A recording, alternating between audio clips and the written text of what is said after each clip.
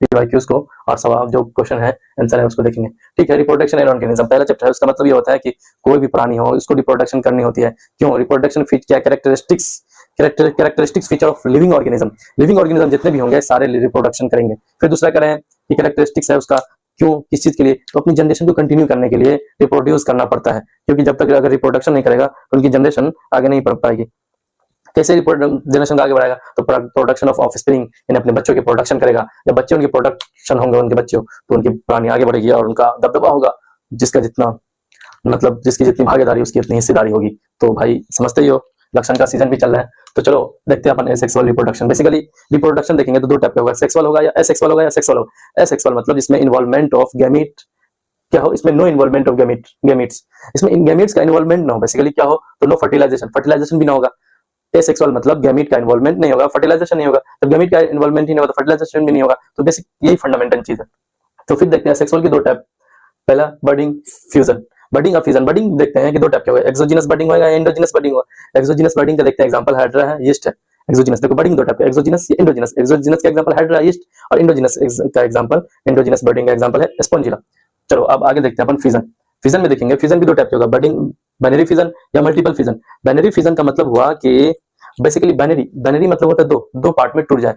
ठीक है, मल्टीपल मतलब हुआ कि दो से ज्यादा पार्ट में टूटे। बाइनरी का मतलब दो होता है, आगे फिजिक्स अगर पढ़ना तो पता चलेगा कभी। बाइनरी का मतलब पढ़े होगे वैसे। बाइनरी का मतलब होता है दो। तो पैरामीशियम इसका एग्जांपल बाइनरी फिजन का, जो दो पार्ट में टुकड़े में टूट जाता है। जैसे ये हुआ पैरामीशियम, मान के चलो ये ऐसे दो पार्ट में टूट गया। फिर देखिए मल्टीपल फिजन, जिसका एग्जांपल है प्लाज्मोडियम। मल्टीपल फिजन का एग्जांपल प्लाज्मोडियम। एग्जांपल याद रखना है, सारे एग्जांपल से सवाल बनते हैं।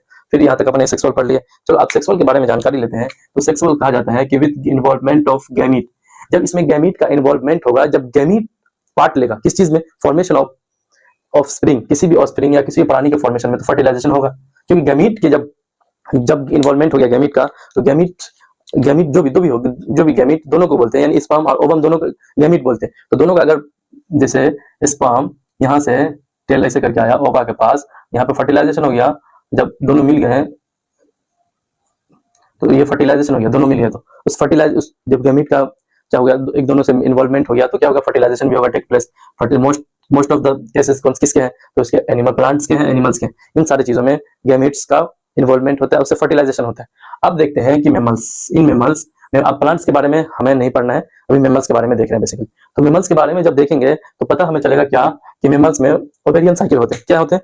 ओवेरियन साइकिल, यानी ओवरी से एक साइकिल का रिलीज होता है।